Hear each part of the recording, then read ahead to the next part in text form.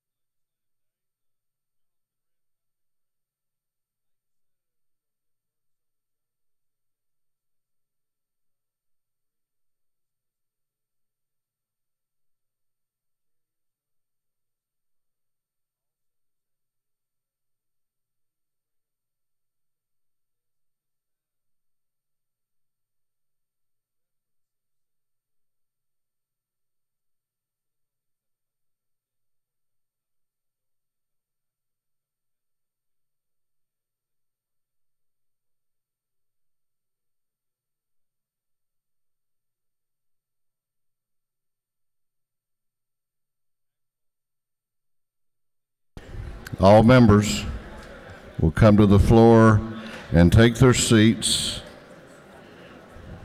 We're about to have the morning roll call.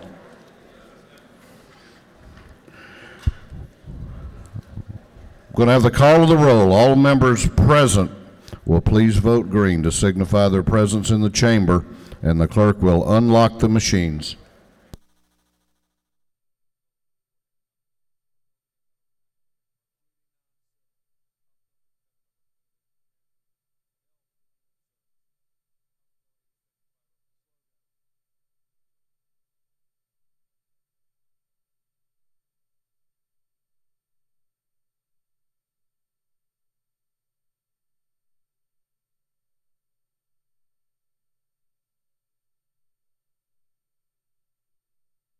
Have all members voted?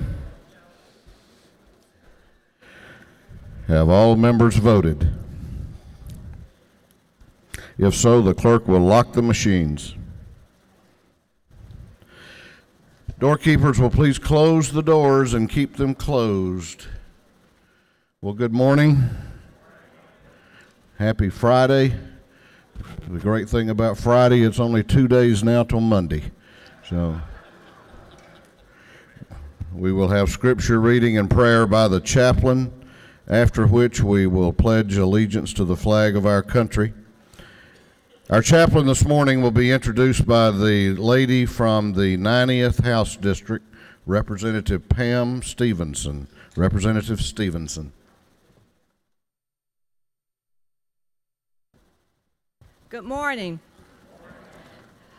To our great speaker, my esteemed colleagues, staff, and guests. Today I have the pleasure of introducing the chaplain of the day, who actually told me, and I'm not going to be very long, he said, pay no attention to my bio, just speak from what you know about me. And he is a pastor in DeKalb County, and I'm going to do just that, because many people really just want to be known, and not necessarily for doing anything meaningful or for living for the calling.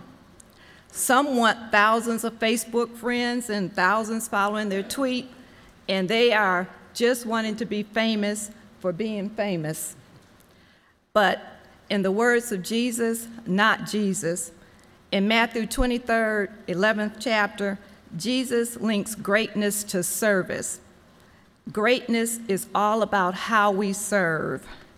Pastor Harris is not great because of the stellar education that he received from Clark Atlanta University. He's not great because New Life Church has expanded over the several years exponentially.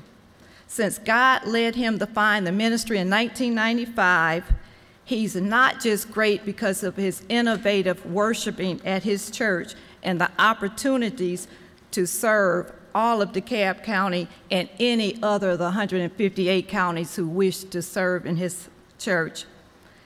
Pastor Harris is great for the services that he believes in. He serves the homeless, the drug addicts, those vulnerable populations. He is great because he serves first-time juvenile offenders. He offers GED programs within the church.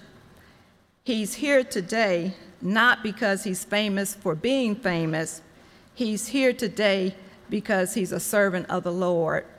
I would like for this great house to join me in welcoming Pastor Marlon D. Harris, our clergy of the day.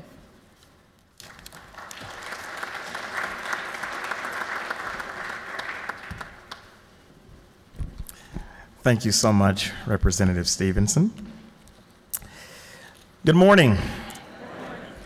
I was approached this morning as I was seated in the Speaker's office by one of our representatives, and she told me that today is Friday, and she said, "We've had a long week. I sure hope you're funny." Unfortunately, I didn't bring any jokes at all, but I know that your week has been extremely long, and we're grateful to be here. The Lord's grace and his peace be upon you all. Thank you, Mr. Speaker, and all the members of this assembly for your invitation for me to come and stand in this hallowed and sacred chamber and share with you this morning in reflection as well as in prayer. In the books written by the prophets and wise men of the Old Testament, we often hear about the elders who sit at the gate. This cultural reality was at the heart of Hebrew theocracy. Biblical government was the divine rule of God through the special men and women who had providentially been placed at the gates of the city and in the halls of justice in their day. Men like Jephthah and Othniel and Ehud and David and Solomon. And then there were also women that were seated at the gate. Women like Deborah, who sang her song of victory, and women like Jael, who delivered Israel with a spike and a nail. God has always led his people by placing elders at the gates of his city. The elders sat at the gate to bring righteous judgments. The elders, they sat at the gate to wrestle with the challenges and the questions of their day. The elders, they sat at the gate to administer peace and justice to the oppressed and to those who were suffering. The elders, they sat at the gate so that they might interpret the laws that God had delivered to them years before, which became the constitution of God's people. The elders, they sat at the gate to ensure that justice and equity existed in business, that the rights of the defenseless and the innocent were protected, and that those rights were championed.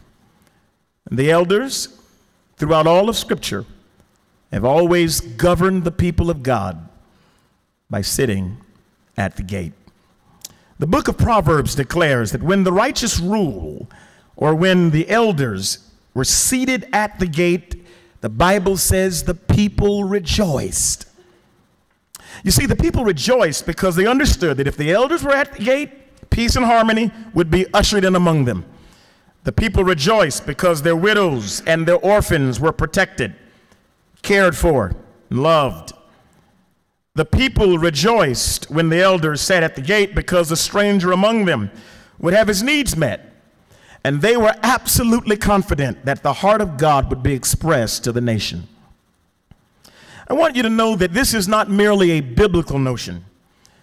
The philosopher Aristotle saw it when he declared that the goodwill of a nation would only be realized when men of goodwill govern the nation in liberty and in justice.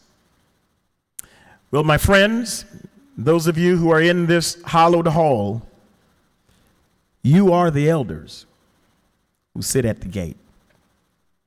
The hope of our state and the liberties that we enjoy as Georgians and as Americans, they rest squarely upon your shoulders.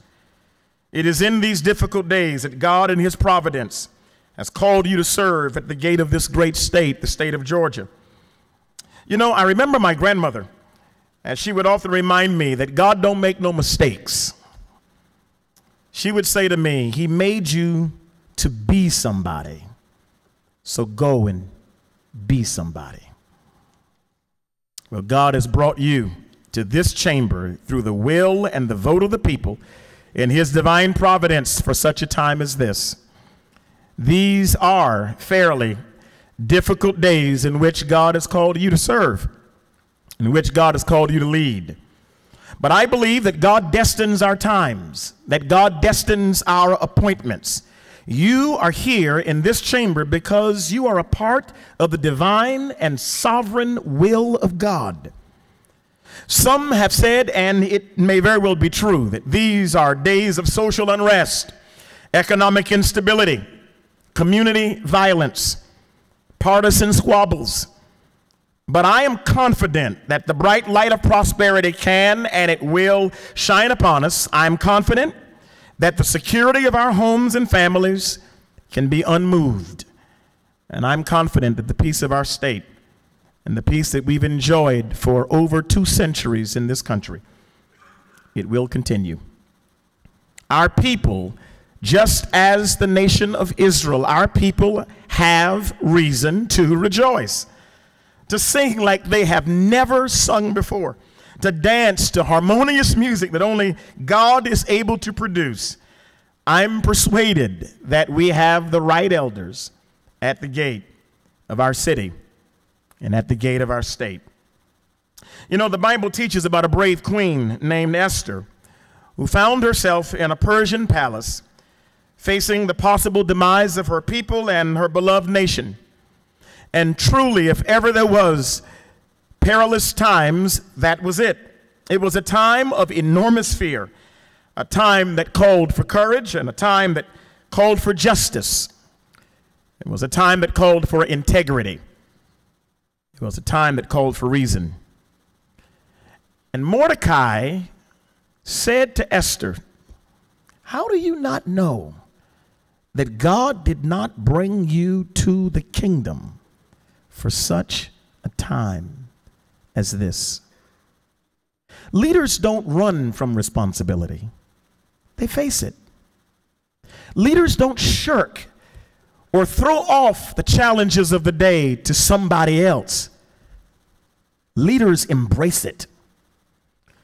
Leaders sense that they are leading not because they've been voted in or appointed or they have the charisma to lead.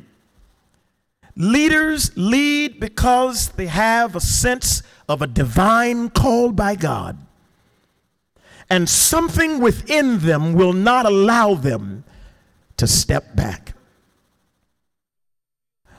The generation that I live in, the generation that our children and our grandchildren live in and will live in, need you at this gate. We need you to believe that God has providentially placed you here. That you are here because God has a will and God has a purpose for your being here. We need you to lead us with integrity, to lead us with honor. We need you to lead us with reason. We need you to lead us with a heart that is humbled and a hand that is in the hand of God. We need your leadership. I believe that my children and grandchildren and a day and a time that is not yet present will benefit because brave men and brave women had the courage to sit at the gate. You are here like Esther. You are here like David. You are here like Solomon.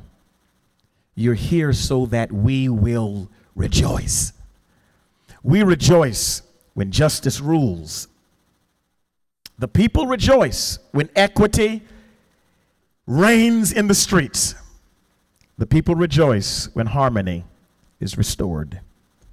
And that only happens when God places his hands on elders who are willing to sit at the gate. I'm honored to be here. I'm honored that you are our leaders. My challenge today is to lead with your hand in the hands of our God. Shall we pray together?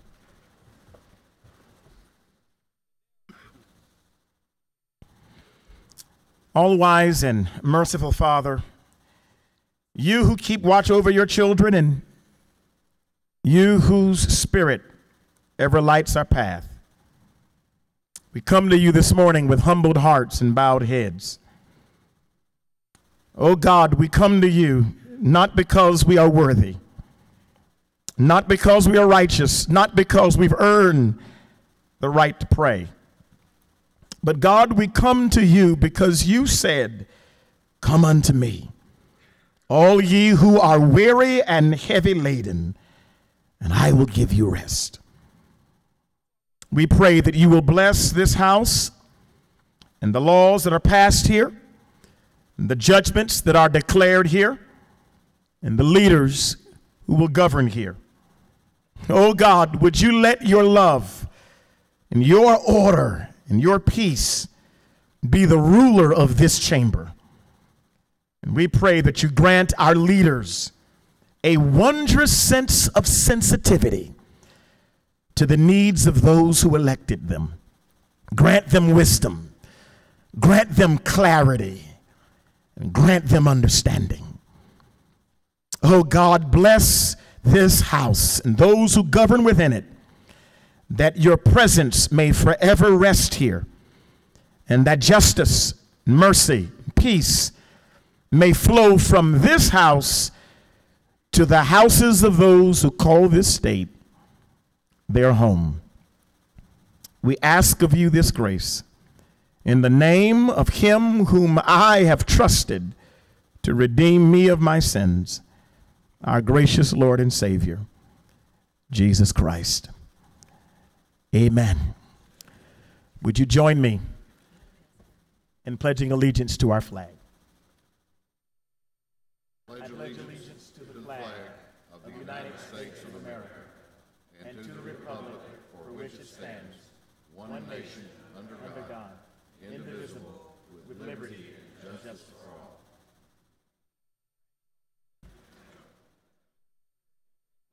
Doorkeepers will unlock the doors.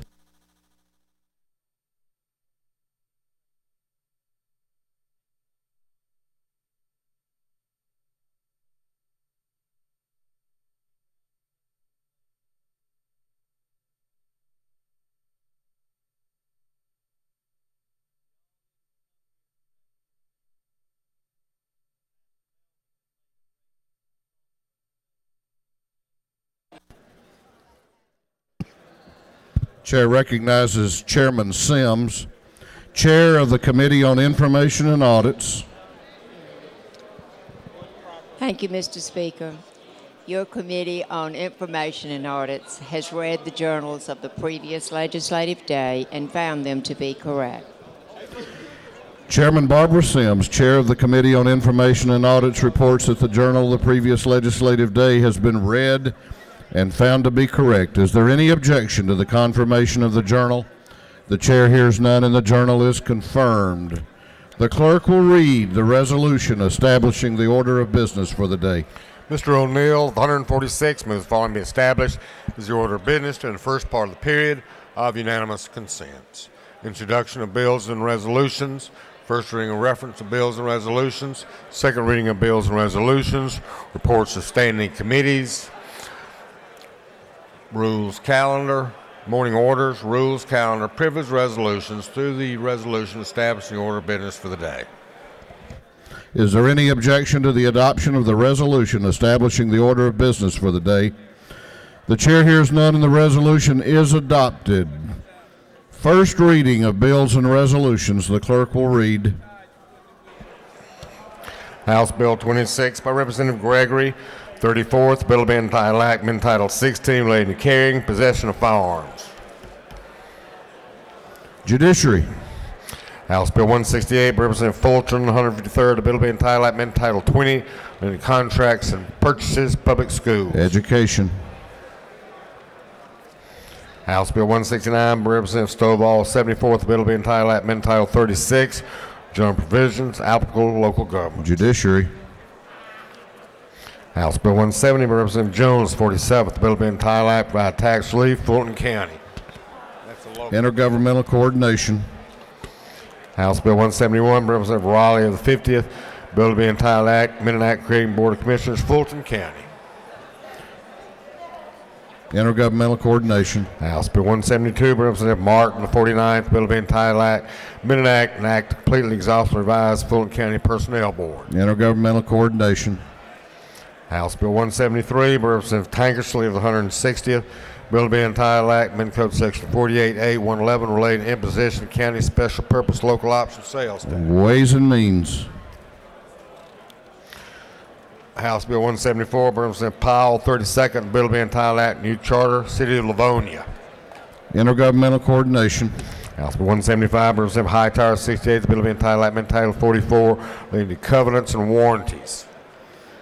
Judiciary.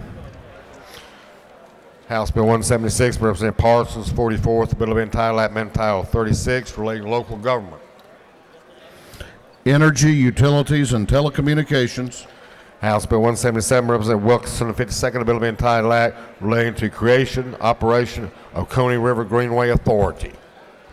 Natural Resources and Environment. House Bill 178 by Representative Weldon, 3rd. The bill to be entitled Act amending Title 43 relating to physicians, physician assistants, Composite Medical Board. Health and Human Services. House Bill 179 by Representative Welch, 110th. The bill to be entitled Act amending Title 26 relating to pharmacies. Insurance. House Resolution 144 by Representative Green, 151st, a resolution honoring the life of Trooper Sergeant Charles Eugene Gray, dedicating a road to his memory. Transportation. House Resolution 145 by Representative Green, 151st, the bill to be entitled Resolution honoring the life of Trooper Harvey Lewis Nicholson, dedicating an intersection to his memory. Transportation. House Resolution 146 by Representative Kirby, the 114th, a resolution requesting that Congress enact the fair tax, expressing the state of Georgia's commitments. Ways and Means. House Resolution 159 by Representative Jones, 53rd, resolution requesting the President of Congress of the United States to enact legislation closed Industry and Labor. Through the first reader. Second reading of bills and resolutions. The clerk will read. HB 19 by Representative Waits of the 60th, the bill relating to compulsory attendance in elementary and secondary education. HB 33 by Representative Smith of the 125th, a bill relating to driving under the influence of alcohol, drugs, and other intoxicating substances. HB 148 by Representative Alexander of the 66th, a bill relating to state administration and enforcement of taxation. HB 149 by Representative Kendrick of the 93rd, a bill relating to general provisions regarding labor and industrial relations. HB 150 by Representative Bruce of the 61st, a bill relating to selling and other trade practices, general provisions for law enforcement officers and agencies, inspection of public records and torts. HB 151 by Representative Williams of the 168th, a bill relating to state accounting office. HB 152 by Representative Bentley of the 139th, a bill relating to verification requirements for lawful presence within the United States, procedures, conditions, exceptions, regulations, criminal and other penalties for violations. HB 153 by Representative Carson of the 46th, a bill relating to county special purpose local option sales tax. HB 154 by Representative Hamilton of the 24th, a bill relating to workers' compensation. HB 155 by Representative Knight of the 130th, a bill relating to game and fish. HB 156 by Representative Neal of the 2nd, a bill relating to computer and electronic pornography and child exploitation prevention. HB 157 by Representative Neal of the 2nd, a bill relating to the unsolicited distribution of material depicting nudity or sexual conduct and penalties. HB 158 by Representative Knight of the 130th, a bill relating to general license requirements for hunting, trapping, and fishing. HB 159 by Representative Harrell of the 106th, a bill relating to general provisions regarding ad valorem taxation of property. HB 160 by Representative Jacobs of the 80th, a bill relating to mortgages, conveyances to secure debt, and liens in general. HB 161 by Representative Atwood of the 179th, a bill relating to trial juries in general. HB 162 by Representative Jones of the 53rd, a bill relating to student health in elementary and secondary education. HB 163 by Mr. Jones of the 53rd, a bill relating to general provisions relative to professions and businesses. HB 164 by Mr. Atwood of the 179th, a bill relating to exemptions from sales and use tax. HB 165 by Mr. Dukes of the 154th, a bill to establish the Georgia Buy American Act. HB 166 by Mr. Bruce of the 61st, a bill relating to general provisions relative to labor and industrial relations. HB 167 by Mr. Drenner of the 85th, a bill relating to imposition rate computation exemptions regarding income tax. H.R. 107 by Mr. Sheldon of the 104th, a resolution creating the Joint Study Committee on Medicaid Reform. H.R. 108 by Mr. Duncan of the 26th, a resolution proposing amendment to the Constitution so as to provide that where local, state, or federal law requires elections for public office or public votes on initiatives or referendums or requires designations or authorizations of employee representation, the right of individuals to vote by secret ballot shall be guaranteed. Through second readers.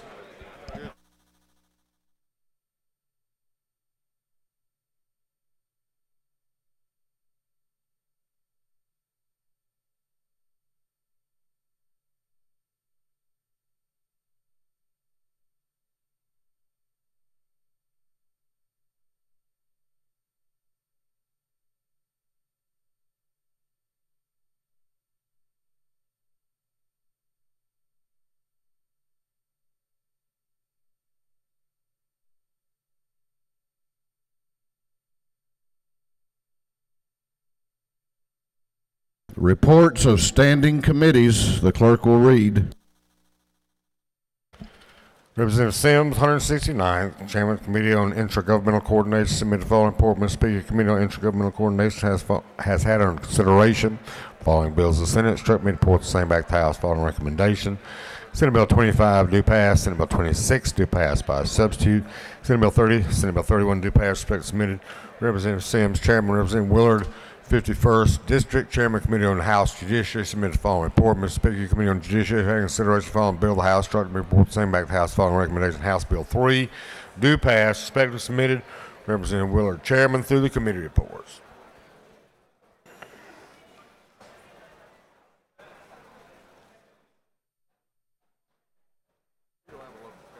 No, sir.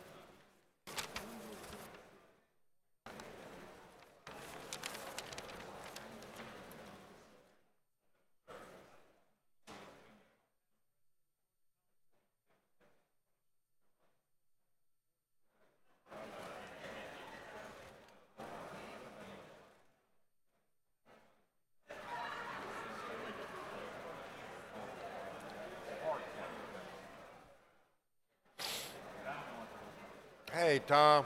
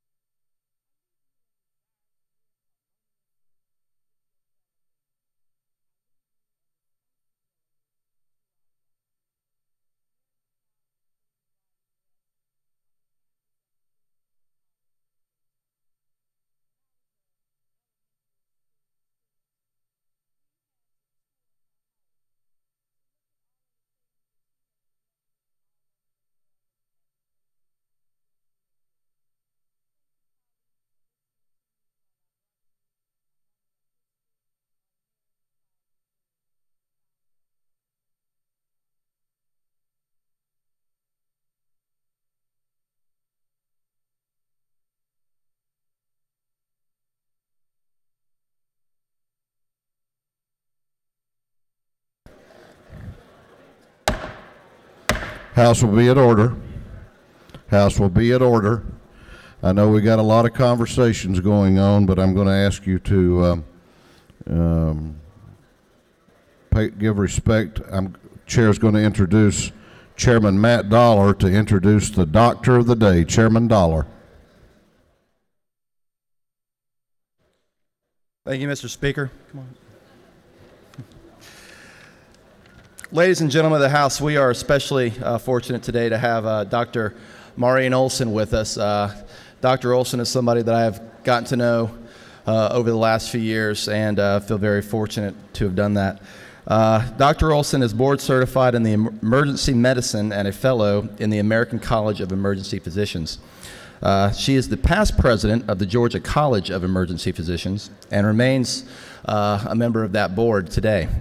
She serves on several national committees for the American College of Emergency Physicians and sits on its national council. She has been appointed to the Disability Services Medical Review Group for the state of Georgia as well. Dr. Olson is currently the medical director for the Georgia Tech Student Health Services, and we are all very fortunate to have Dr. Olson here taking care of us today. Please join me in welcoming her and thanking her.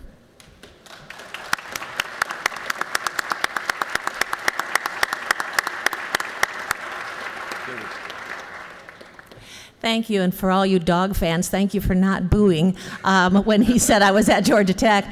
The Georgia Tech doctors are grateful and happy to be here to help, and we wish you all a very healthy and happy rest of the session.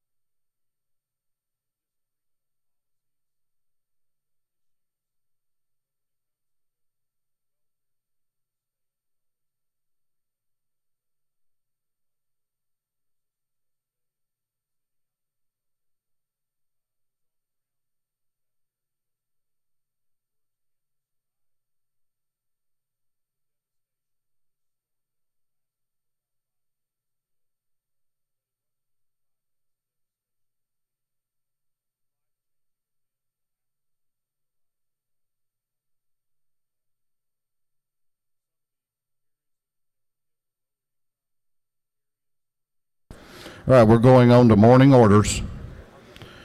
Going on to morning orders.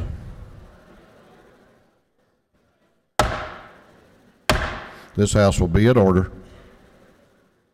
House will come to order. Members will please clear the aisles. If you need to have conversations, and I understand some of you do, please take them outside. If you're in the chamber, please be seated and give respect to the morning orders.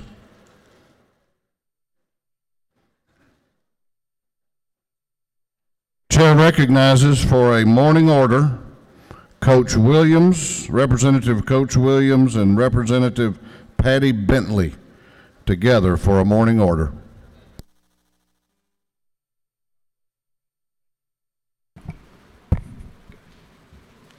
Thank you, Mr. Speaker. Thank you, Mr. Speaker, and good morning, colleagues. Today is the first day of Black History Month, and in commemoration of Black History, we have a short video that we would like to show, and I'm going to now yield to the chair of the Georgia Legislative Black Caucus, Representative Dee Hagler.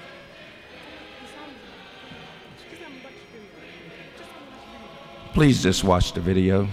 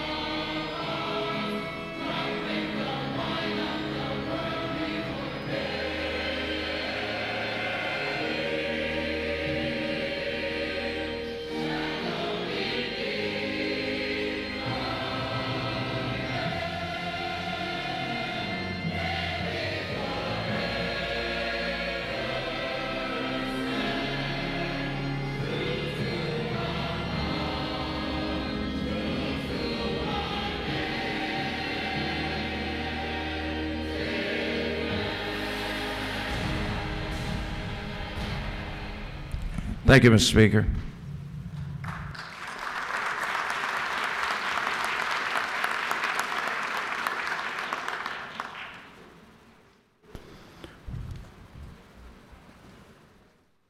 We're going on now to the rules calendar.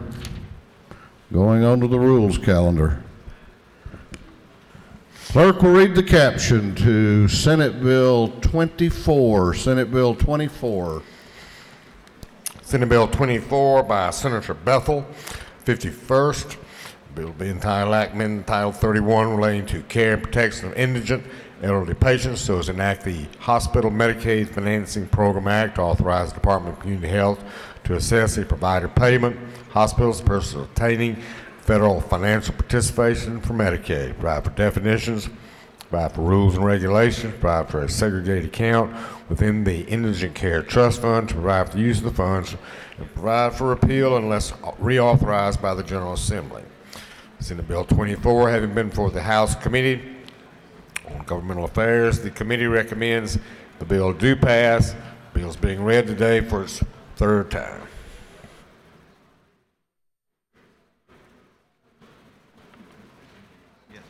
Chair recognizes the governor's floor leader, Representative Matt Hatchett, to present the bill. Representative Hatchett. Thank you, Mr. Speaker. Ladies and gentlemen, today I bring you Senate Bill 24, the Hospital Medicaid Financing Program Act. This bill allows the hospital reimbursement fee to continue to be collected after June 30th, 2013 by authorizing the Board of the Department of Community Health to assess the fee at the current rate. The present rate charged is 1.45% of the hospital's net patient revenue, which is defined as gross charges of facilities less any deducted amounts for bad debts, charity care, and payer discounts. The federal government allows for a fee of up to 6%. This fee is then used to draw down federal dollars to increase the funding of Medicaid. In fiscal year 12, the fee collections equaled $235 million and drew down an additional $454 million. These funds, the $454 million, are used to reimburse the hospitals at a group level rate of 11.88% higher than the normal Medicaid reimbursement rates, and the remainder is used to fund the remaining Medicaid providers. Let me stress, all of these fees that are managed must go into the constitutionally defined Indigent Care Trust Fund. Therefore, any excess funds will, shall, may, or cannot be moved into the general fund. SB 24 ensures that the fees collected must not be more than designated in the state budget, thus giving us oversight of the fee through our appropriations process. Additional oversight is provided through the Administrative Procedures Act, which allows the committee with jurisdiction over DCH to stop any change, and then the full legislature act upon the committee's recommendation upon our reconvening. SB 24 does not allow for reduction of the fees, SB 24 does allow for reduction of the fees collected or for elimination of the collection of the fees if the federal matching drawdown is eliminated. Authorizing the Department of Community Health to administer this program allows for more flexibility to react to the ever-changing federally mandated Medicaid rules. This bill sunsets and must be reaffirmed by the legislature in 4 years.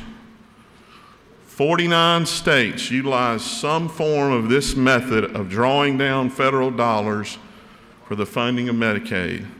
Alaska is the only state that does not.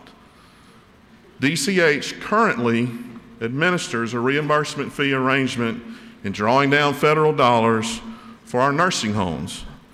When this bill was passed in 2004, the bill passed through the Assembly with only one no vote. On your desk are a letter of support from the Georgia Chamber of Commerce and the hospital industry supporting this change of administering the collection of the fee to the Department of Community Health. If this bill is not successful, the administration projects a 20% reduction in Medicaid reimbursement rates, thus causing a ripple effect of closures among hospitals and countless job losses of healthcare professionals, especially those across the rural parts of our state. Elimination of these funds would be catastrophic to our already struggling healthcare system as we know it today. Mr. Speaker, I know there might be a few questions, and I will yield to a few. You don't appear to have any questions. I'm sorry, you do have a question. Do you yield? Yes, sir. Chair recognizes Representative Spencer to your right for a question. Does the gentleman yield? Yes, thank you. We have talked about this. Can there be some reassurances to make sure that this provider payment or fee is not expanded to any other eligible provider payments, such as freestanding labs, pharmacies, doctors' offices? Okay, we know, you know, right now we do this type of arrangement with nursing homes. We do this type of arrangement with hospitals. There are 14 other federally approved types of fees that you can do. Any of those that would be done, that you can do from the federal guidelines. Any of those would have to come back to us. The hospital did, the nursing home did. They would have to come to us through the rules and through the Administrative Procedures Act. So, thank you. You don't appear to have any further questions. Thank you, Mr. Speaker, and I will yield the will. We have others that wanted to be heard on the bill. Chair recognizes the chairman of the House Appropriations Committee, Chairman England, to speak to the bill. Thank you, Mr. Speaker, members of the House. I'll keep my comments brief as well. A lot has been discussed, a lot has been said about this bill, about Senate Bill 24. I want to kind of put things in a nutshell, a perspective that I see it through when I look through these glasses as I'm looking at our state budget.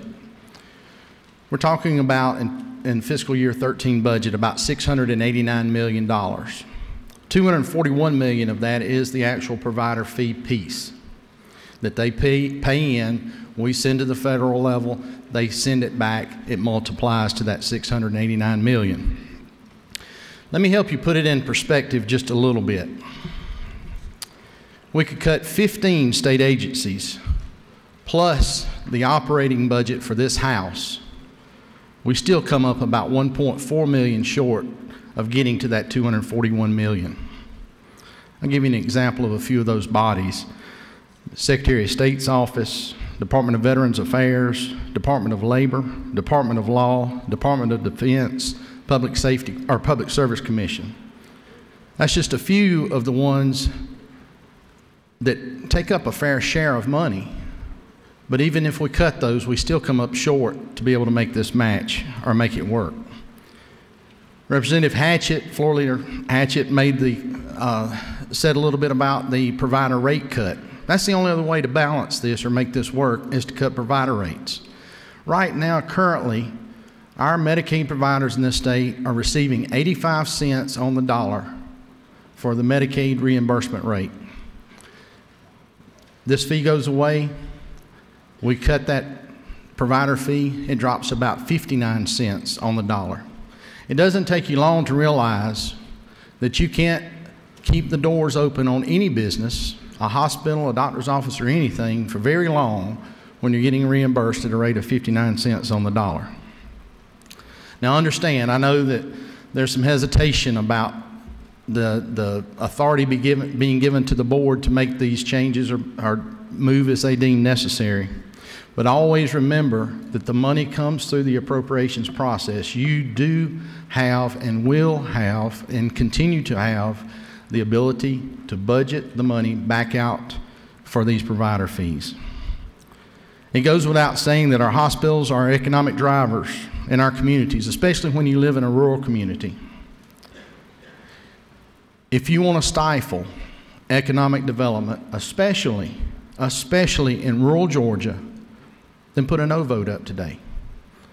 But if you want to stand with your local communities, keep your local hospitals in business, let them maintain as that economic engine, let them stay there as part of the selling process of your community to companies that are looking at coming to your community to provide jobs, then you need to put a green Y on this board today.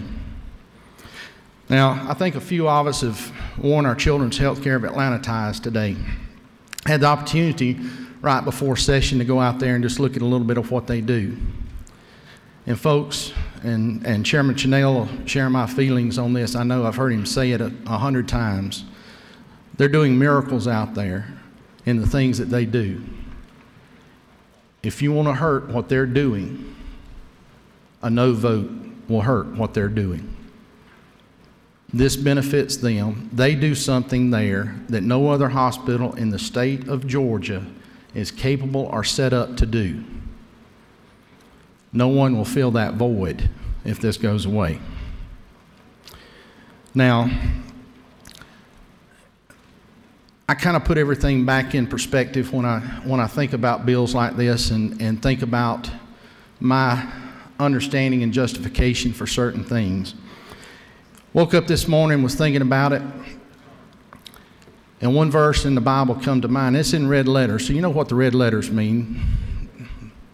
They were spoken by one certain person that walked this earth. Matthew 25:40.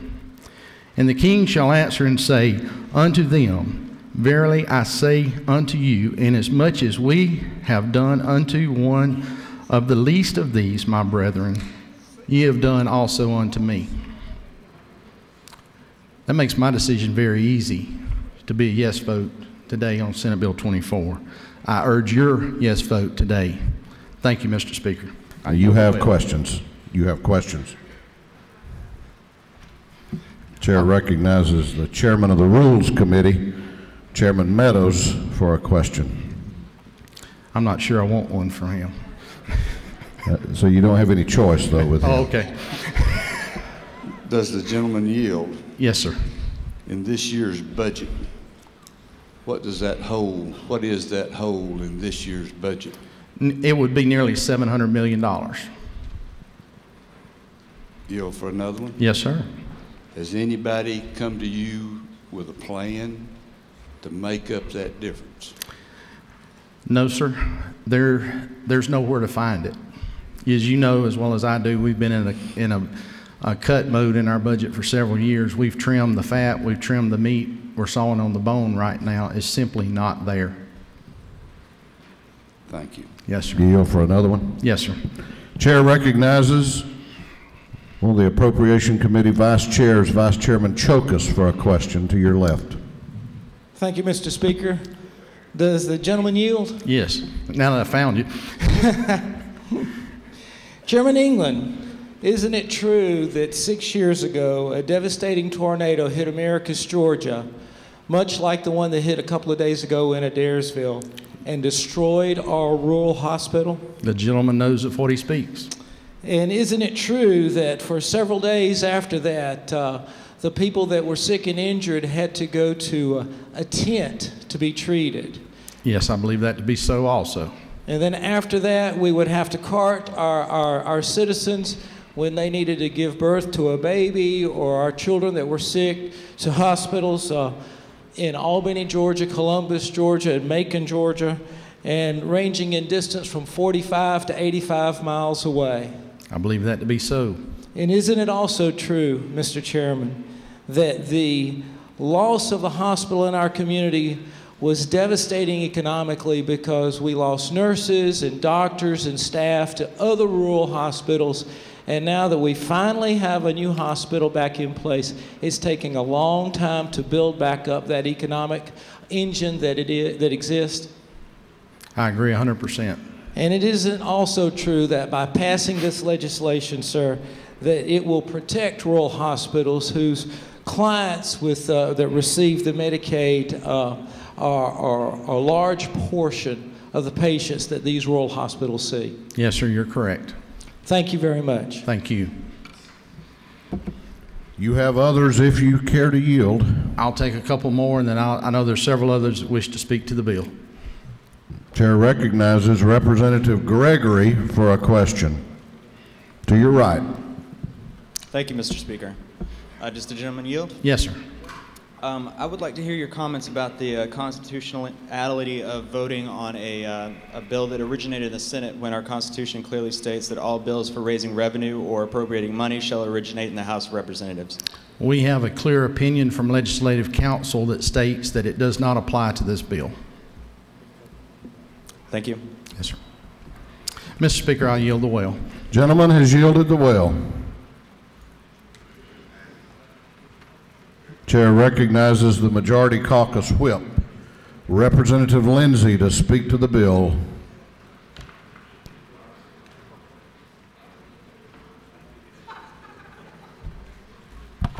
Thank you, Mr. Speaker. I'm still trying to do my job in terms of the whip. Let me first start off by sort of talking to you as to the legal issues involved when it comes to our continuing ability to oversee the amount of the fee and the imposition of the fee. We have a code section, and I know y'all love to hear code sections in law, but let me sort of walk you through it real briefly. Underneath what's called the Administrative Procedures Act, Code Section 50-13-4 sets forth how we continue to have ongoing oversight over this entire process. The way it'll work is that once we authorize the fee to be imposed, the board will then have to go and have a public hearing, and after a public notice, set forth what they intend to do. What they intend to do will then be transmitted to the respective committees in the House and the Senate, who will have an opportunity to lay out any kind of objections to the fee. And then if that board were to go ahead and impose a fee that we don't like, those two respective committees in the House and the Senate can then reconvene again and stay the entire fee, and say that you're going to have to, you can't impose the fee until we come back into session. At which point, the next time we come back into session, we will have an opportunity to vote up or down on the amount of the fee that's being imposed, if we don't like the amount of fee that's being imposed.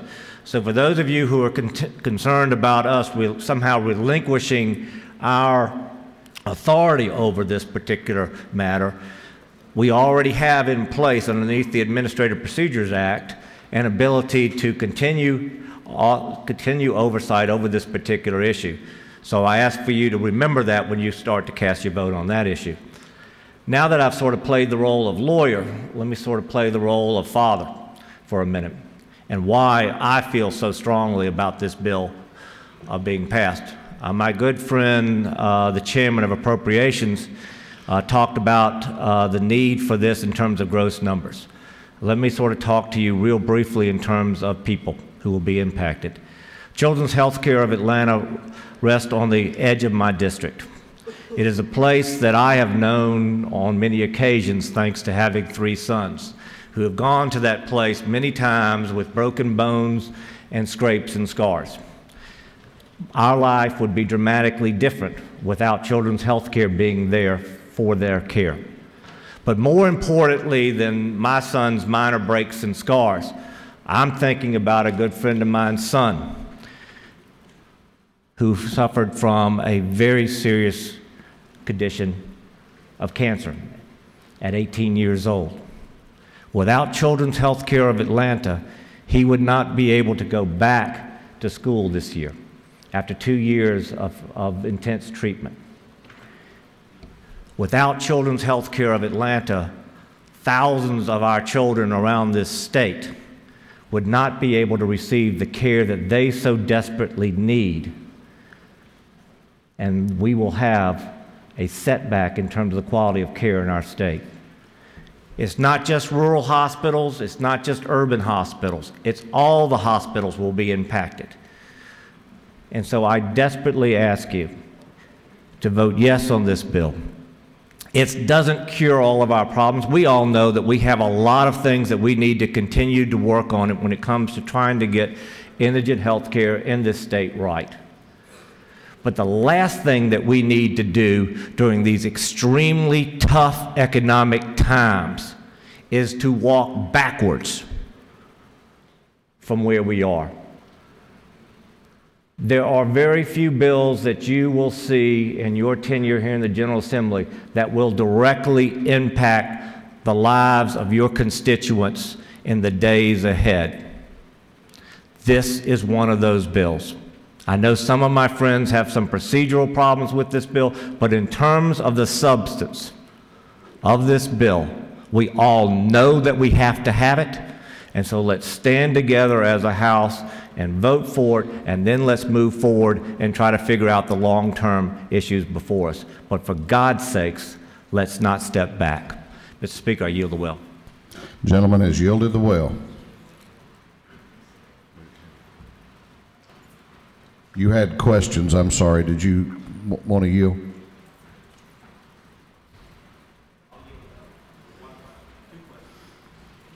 He's going to yield for 2 questions, and I will recognize the first 2 that asked to be recognized. Chair recognizes the Minority Leader of the House, Leader Abrams, to your left. Thank you, Mr. Speaker. Will the gentleman yield? Yes. Is it not true that for those of us who represent the City of Atlanta, DeKalb County, and Fulton County, this bill will have a substantial impact on Grady Hospital, which serves as the catch hospital for most of the indigent care in the region? Absolutely. It will have a devastating impact on Grady Hospital, as well as all hospitals that take care of a large number of indigent patients. Is it not further true that for those of us who believe in Medicaid and believe in the desire and the need of this body to protect those who are economically unable to provide for themselves, that this bill will guarantee for at least the next few years a certain level of security for the hospitals that they use across the state? Absolutely, you're quite right once again. And I want to emphasize that it not only helps those within our society who are at the lower economic rung, and those desperately need to be protected, but it impacts the rest of the state as well, because if those hospitals that do the right thing and do take care of a large number of individuals who are indigent, if those hospitals are not able to economically continue, those same facilities will not be there for the rest of us either. Children's health care is a good example of that, and the story I just finished telling is a good example of that. Children's health care may not be able to survive without this particular bill. It will impact not only the folks who are there in need of indigent care, but the rest of our society as well. Thank you. I'll take one more, Mr. Speaker. Chair recognizes Representative Holcomb to your left for a question. Thank you, Mr. Speaker. Does the gentleman yield? Yes, I'm yielding to everyone who's surrounding my district. I understand the arguments and find them to be very compelling in support of this bill, and I also appreciate some of the background and the legal bases by which we can, as a House, pass this. But some of my constituents have asked why the legislature isn't passing this and why we're deferring it over to a state agency. Can you give me some information to share with them on that? What we're basically doing is putting into place the system that we already have in place for nursing homes, which also receive the same kind of fees. Just as we are basically having an administrative board take care of those fees, we also have an administrative board also imposing the exact same fee on nursing homes. So we're simply being consistent in terms of how the fee will be set. But once again, just as we have the protections in place in terms of the nursing home fees, we will also have it in terms of the hospital fees. Thank you, Mr. Speaker. I know there are a lot of folks who want to speak on this, and therefore I yield the will. Gentleman has yielded the will.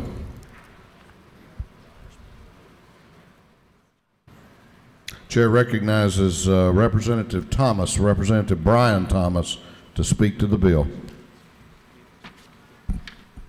Thank you, Mr. Speaker.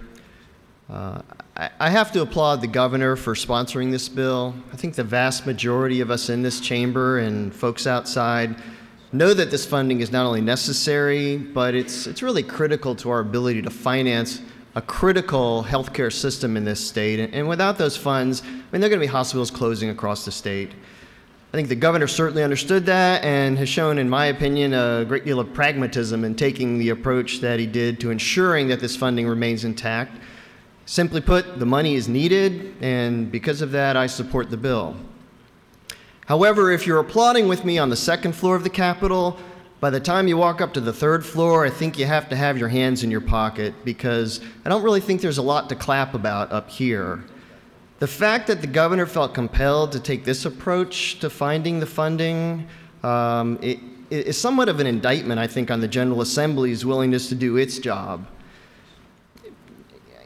Up here, I'm concerned that we're exercising a lack of courage politically to do what we've been elected to do, and that is to identify the problems that are facing the state, come with some solutions to them, and implement them.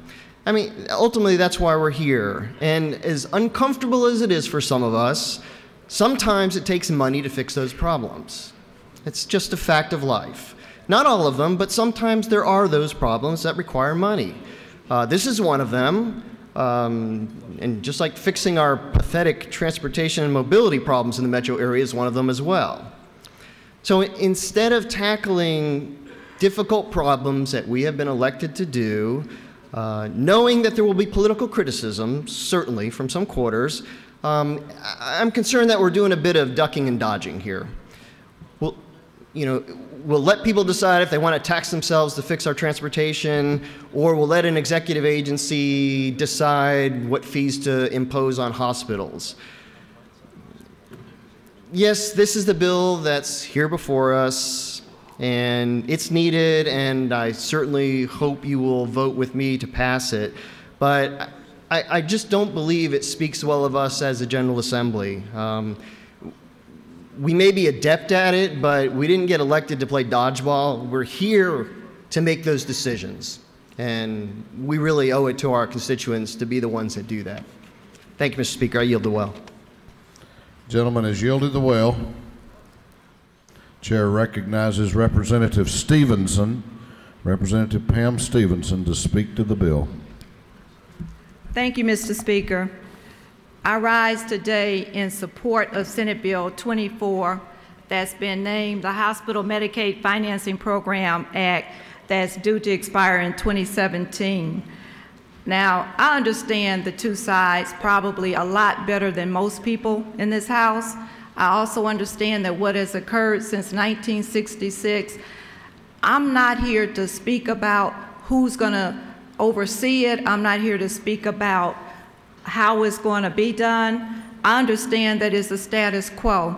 But as I stand here today on February 1st, 2013, the question is, how does it impact the 9 million people in Georgia? How does it impact the providers in 159 counties? And how do we respond to the reality of today? Now, Medicaid has been there. There is a status quo approach to it. But when it comes between the people in Fulton County or the people in my mom's home county of Early County, it is more important to me today that we figure out what the long-term solution, but we consider the gap to serve those that are indigent, those that are vulnerable, and those that these hospitals have been in place to serve. The nursing homes have been doing a nursing home tax for some time. I am supporting it because of the economics of not supporting it would bring to our state. I am rising in support of it because primarily the health status of the communities that all of us are from deserve to have an outlet for those who are not as fortunate as some. I also stand in support of it because of the costs associated with not treating people who need to be treated, the homeless. But my thought is also, as we support this, we're going to move on and we're going to continue to talk about this Medicaid. We all are in agreement that it's unsustainable. but it's our job to continue on. But as we continue, the providers in our state deserve to have our support, not because they're just providers, but they serve the people that we're all here to serve. So with that in mind, I ask that my colleagues join me in supporting those people who depend on us to go through the emergency rooms, to save their life, and to continue with their health status in the short term while we continue to talk about how to solve this very complex but real problem within our state. Mr. Speaker, that concludes my comments. I would answer any questions. You have no questions. The lady has yielded the well. Thank you. Chair recognizes Representative Rogers, Representative Terry Rogers, to speak to the bill. Thank you, Mr. Speaker. You know, we've heard a lot of talk about all the numbers related to this bill, and the governor's floor leader talked about the ripple effect. Well, I want to talk about a number too, and that was the number that he talked about, the 10 hospitals that could possibly go under. Because in my district, I have one of those hospitals, and that's why I'm here today. This hospital has served the people of North Georgia for over 70 years, and they've done a good job, but they've been caught up in some tough times. Whether it's their fault or a few other things, it doesn't matter. The situation is they're right there on the edge right now, and I cannot, in good conscience, do anything whatsoever to push them over that edge, because there's a lot at stake. Besides the most obvious thing of no health care for the people in the area without driving 35 to 45 minutes, you're talking about 650 people losing their jobs, walking out the doors right now. That's not just 650 people, that's 650 families. That's mothers, fathers, children, all of which are impacted. The impact on the family alone is tough enough, but then when you start to look at the economic impact, that's where the ripple effect that the governor's floor leader talked about starts to come in. In 2010, Habersham County Medical Center had a $60 million impact on the state of Georgia and on my local county. Now, if you take that $60 million impact and multiply it by 10 or 12 hospitals, you can see the total impact across the state. But more importantly than that, it's those families that we're talking about that are losing jobs. But it's not just the families from the hospitals, it's the small businesses in my community of 43,000 that depend on this hospital for business. They go by the wayside also. But every citizen in my community is impacted. And that's because there's about $40 million worth of bonds out there that my county has guaranteed. Now, what that means, quite frankly, is if it goes away, the taxpayers in my county face a $3 to $4 million increase, and that's something that I don't want to put on them. We've talked about the economic development aspect. In a previous life, I chaired a joint economic development committee authority. I know what it's like if you don't have health care in your community, you are not going to attract jobs. I guess I can pretty much sum it up with this. I'm new in this body, but when I ran for office, I took my title very, very seriously, representative.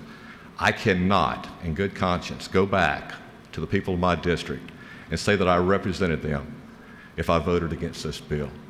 I intend to vote yes, and I encourage you to live up to the title of representative and to vote yes also. Mr. Speaker, I'll yield the well. Gentleman has yielded the well. The chair recognizes the majority leader to speak to the bill. Leader O'Neill. Thank you, Mr. Speaker. Good morning, ladies and gentlemen of the House.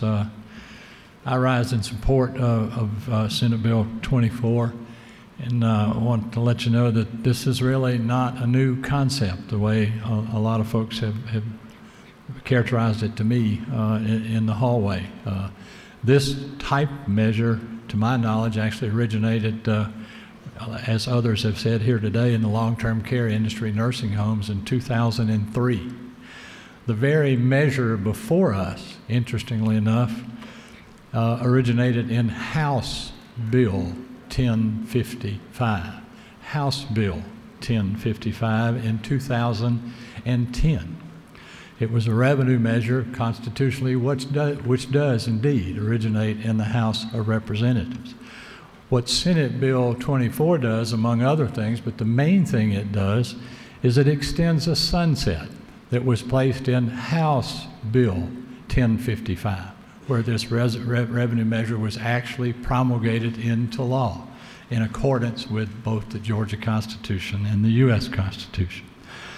In addition to that, in Senate Bill 24, as far as extending the sunset, it does two other really major things that make it more accountable, or make the law or the measure more accountable to the General Assembly than it ever has been in the past. It incorporates into the measure the Administrative Procedures Act, which Representative Lindsay very comprehensively explained earlier, so I won't bore you with that again, but it is a total accountability. But I will point out to you in lines 53 and 54 of the bill, the actual language, which I think says volumes, says the General Assembly shall have the authority to override any provider payment assessed by the board pursuant to this code section in accordance with the General Administrative Procedures Act. That's about as clear as you can get. Secondly, it makes it more accountable to the House of Representatives, especially from the standpoint of the budget requirement, and I refer to you to lines 41 and 42 of the bill that says the aggregate amount of any fee established and assessed pursuant to the subsection shall not exceed the percentages of net patient revenues as set forth in the general appropriations. That brings it back to the House of Representatives to begin all revenue measures every single year. Now, I've heard there have been some constitutional questions asked, and I think they're all very legitimate, maybe not concerns, but inquiries, and I see them in two main categories. One is that this is an improper delegation of power because we move to the executive branch what our Constitution might be interpreted by some to be solely the rights of the legislative branch. But I submit to you, because it's part of the budget that we establish and it's now subject to the Administrative Procedures Act, that it actually has not done anything but what every other revenue measure we ever pass here does, is that we pass the law, the executive branch by Constitution enforces it, and then if necessary, the judicial branch will interpret it. That's nothing new. I don't understand why some people now think all of a sudden that's unconstitutional. The other issue is that if it does not, every revenue measure must originate in the House. And again, I submit to you, this did indeed originate in the House, and all Senate Bill 24 is doing is extending a sunset of House Bill 1055. Anybody wants to see a copy of that, I'll show you exactly where this law originated. You can come by my desk and see it. And I want to speak to one other issue and add to the concerns of what would happen with indigent care and health care in general from the patient standpoint in Georgia.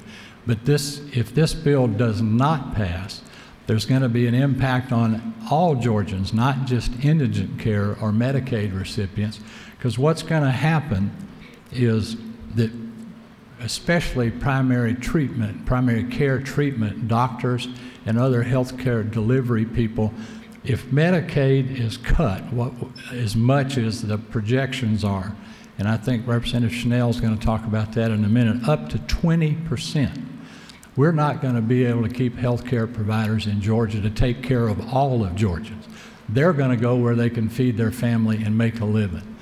I'll close by letting you know that 46 or 47 other states are doing it. We've been doing the same thing for the last 3 years. If anybody's worried about the constitutionality of it, that's certainly plenty of time for anybody to have filed any kind of suit that they want to file against this type measure. That simply hasn't happened, and the continuation of this very constitutionally, in my humble opinion, is what is necessary to continue a reasonable quality of health care for Georgians. Mr. Speaker, I'll be happy to yield for any questions. Otherwise, I yield a will. You don't appear to have any questions. The majority leader has yielded the will. Is there any objection to the previous question being ordered? The chair hears none. The previous question is ordered. The rules of the House provide that the chairman of the committee has the final 20 minutes. Chair recognizes the chair of the Governmental Affairs Committee, Chairman Carter. Thank you, Mr. Speaker. At this time, I want to yield my time to Chairman Mickey Chanel and Leader Matt Hatchett. Lady has that right. The chair recognizes the chair of the Ways and Means Committee, Chairman Chanel. The 20 minutes to be allocated between the two of you. Chairman Chanel. Thank you, Mr. Speaker, and ladies and gentlemen of the House. I've been dealing with Medicaid budget for a number of years through the appropriations process. Some of the times, some things in Medicaid are very complicated and complex, and some things aren't. This is not complicated and complex. It is pretty straightforward. I think everybody hopefully can understand exactly what we're doing. This simply reauthorizes an existing method of drawing down federal dollars to help fund our Medicaid program. The Medicaid program is a joint state-federal program, and what this does, the federal government has designed this method to assist states in drawing down money. And as Chairman England pointed out, most all the states except for Alaska have some form of drawing down funds similar to this. You might be interested in knowing that the reason Alaska doesn't is they don't collect any taxes in Alaska. They write you a check if you will move up to that godforsaken place.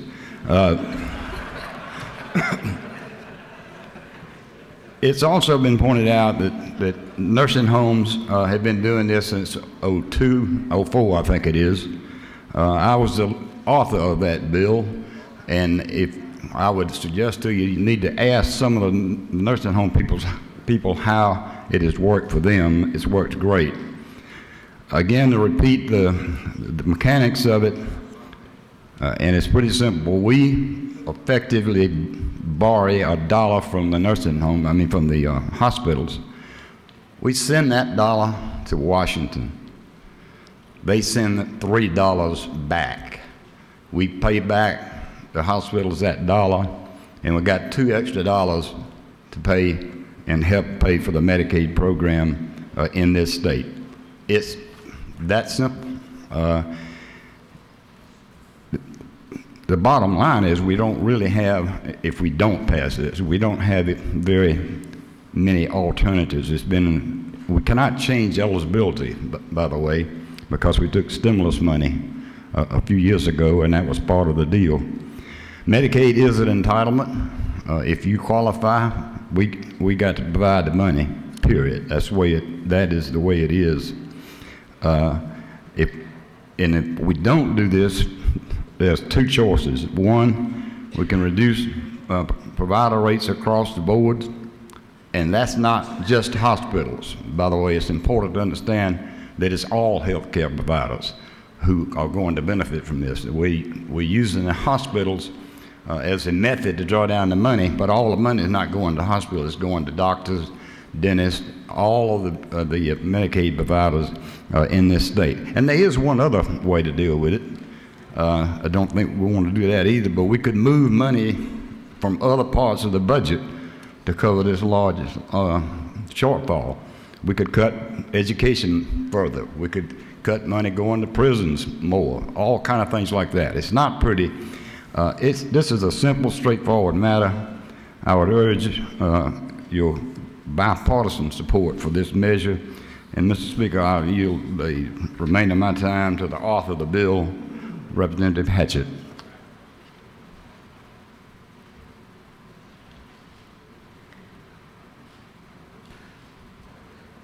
The gentleman has yielded the balance of the chairman's time to the governor's floor leader, Representative Hatchett. Representative Hatchett is recognized.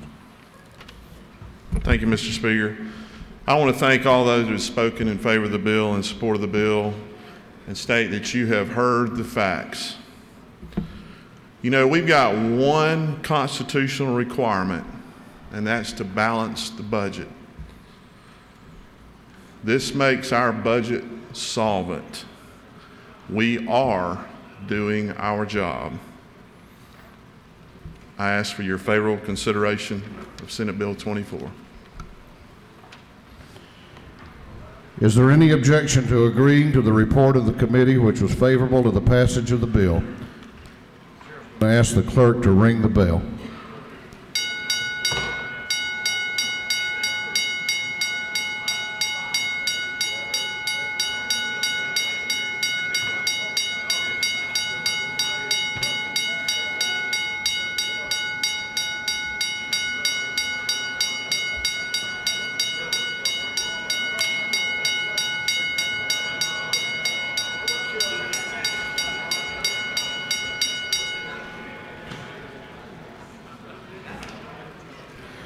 Is there any objection to agreeing to the report of the committee, which was favorable to the passage of the bill? The chair hears none. The report of the committee is agreed to. Shall this bill now pass? All those in favor of the passage of Senate Bill 24 will vote yes. Those opposed will vote no, and the clerk will unlock the machines.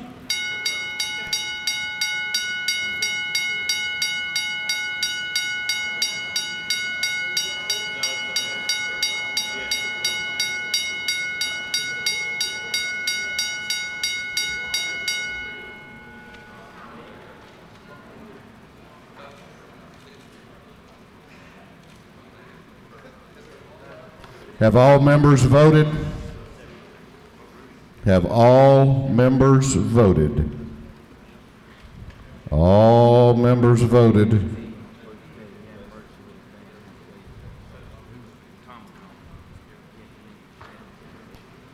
So the clerk will lock the machines. On the passage of Senate Bill 24, the ayes are 147, the nays are 18. This bill, having received the requisite constitutional majority, is therefore passed. The clerk will read the caption to a group of privileged resolutions.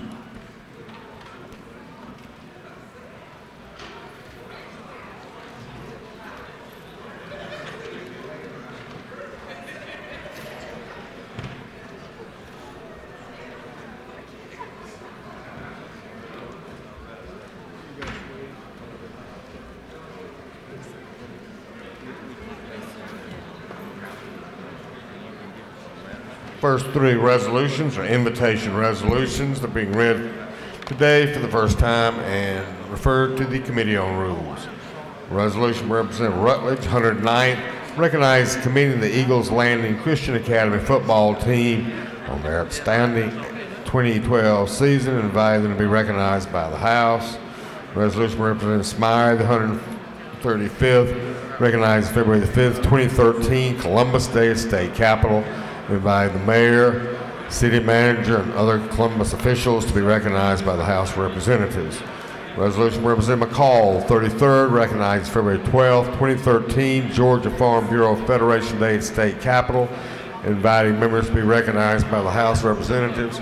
As aforesaid, those resolutions, invitation resolutions being read for the first time today, referred to the Committee on Rules. The following resolutions are privileged resolutions being read today for adoption by this House. A resolution by Representative Powell, 32nd, honoring the life and memory of Rachel Fowler. A resolution by Representative Benton, 31st, commending Ms. Dawn Gary, Commerce City School Teacher of the Year. Resolution by Representative Benton, 31st, commending Angela Clay, Commerce High School's 2013 Star Teacher. Resolution by Representative Benton, 31st, commending Rachel Andrews, Commerce High School's 2013 Star Student. Resolution by Representative Burns, 159th, honoring the life and memory of Mr. George Allen. Resolution by Representative Beasley Teague, the 65th, honoring the life and memory of Sherry Rochelle Hopkins. A resolution by Representative Beasley Teague, 65th, honoring the life and memory of Mr. Walker Johnson. And a resolution by Representative Brooks, the 55th, congratulating Bishop William C. Bill Harris on his 70th birthday through the privilege resolutions.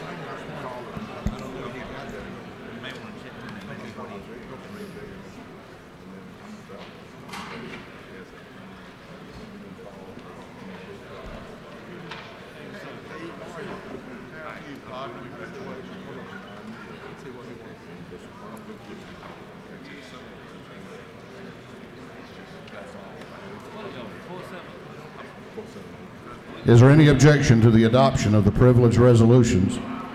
Chair hears none. The resolutions are adopted. If you have an announcement, need to make your way to the front of the chamber. I know there's only 2 or 3.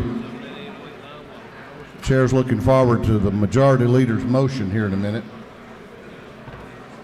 If you have pages, please report to the podium immediately upon adjournment. Page photographs will be taken immediately upon adjournment.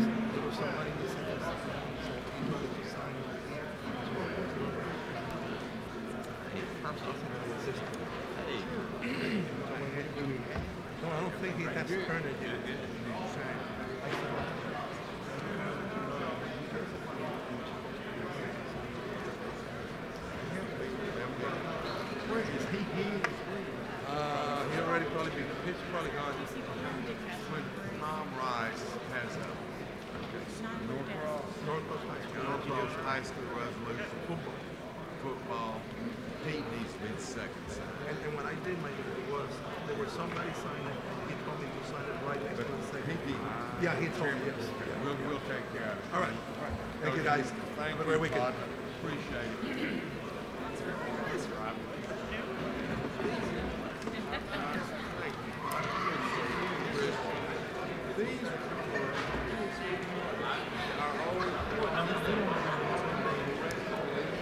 They never back in the office, so yeah. If you need to know, you can find out this afternoon, yeah.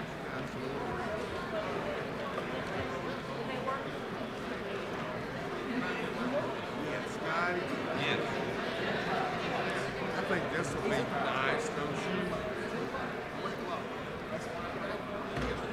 Sure. And then we just maybe put a parenthesis, put that in. Okay, you want that to be included in the check? Yeah, those would be. Okay, sure. We can study for that journey and you'll be covered. He'll make a little parenthesis. Keep that. Okay. Right. Okay, good. Thank you. That's very nice.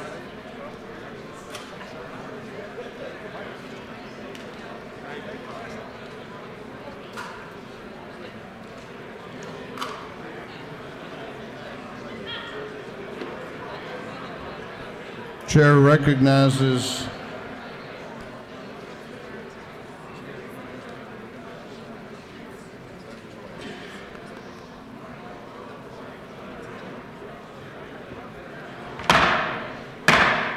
this House will be at order. House will come to order. We have some announcements. They're all special. The first one is very special. Chair recognizes Chairman Burns for an announcement. Thank you, Mr. Speaker. Ladies and gentlemen, I want to remind you of something. February the 1st is going to be a special, special day for Chairman David Knight and his wife Marie. They've already checked in to the hospital, 10 o'clock. Just after lunch, John David Knight is expected to enter this world.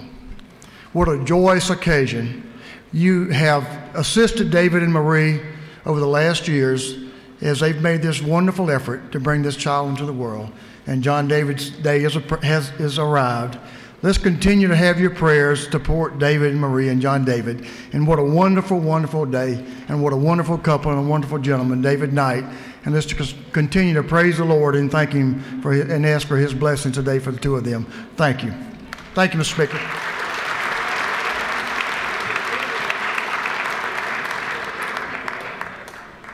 Chair recognizes Chairman Jacobs for an announcement. Thank you, Mr. Speaker, and I don't know how I follow that, certainly not with this. But the Jacobs Subcommittee of the House Judiciary Committee will meet at 9 a.m. on Monday morning in the Judiciary Committee room. Chair recognizes Representative Gardner for an announcement. Thank you very much, Mr. Speaker. Everyone who represents the City of Atlanta is invited to a formation of the City of Atlanta delegation meeting 15 minutes from now at 11:15 in room 403. Thank you.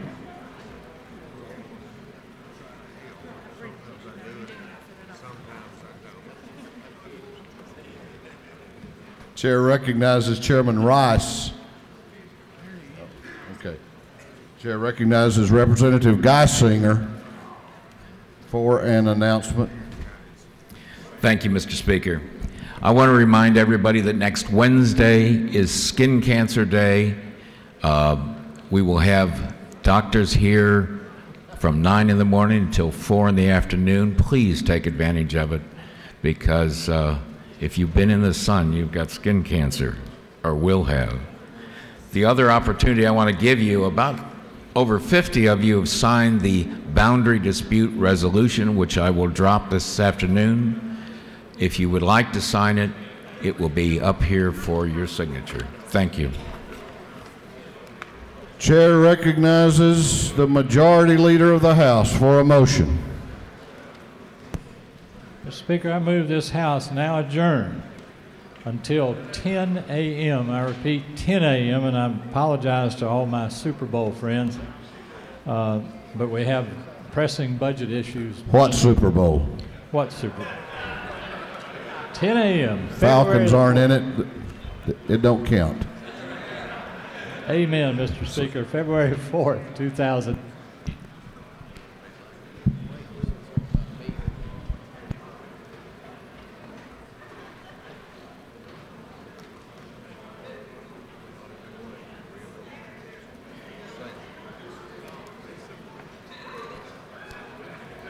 On the motion of the Majority Leader that this House be adjourned until 10 o'clock a.m. on Monday, February the 4th, 2013. All those in favor of the motion will say aye. Those opposed will say no. No. This House will be adjourned until Monday, February the 4th at 10 a.m.